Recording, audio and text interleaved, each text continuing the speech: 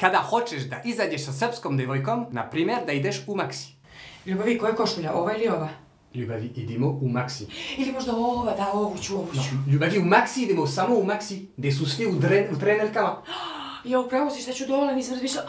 Kosu nisam oprala, kako ću sad s ovakvom kosom? Ja moram da se našminkam, nestao mi je puder. Hoćeš nam tekneš po puder za čas? Ljubavi, jesam se ugojila? Ne. Zašto ti je trebalo toliko da odgovoriš? Pa ja odgovorio sam odmah. Ne, razmišljala si, vidjela sam. Okej, idem samo u Maxi, ha? Čekaj, bebo, idem, za sekund sam spremna, čekaj me. Šminka, olala, puno šminke. Šta ti sad šminka smeta, ajde? Pa ništa, ali ponekad to je kao da izlazim sa šminkom koja je stavila na sebe neku devojku. Ljubavi, slaviš 8. mart? Ma ne, to je izvikan praznik, komercijalan. Dobro. Ali volim cveće. I lančiće, i ogrlice.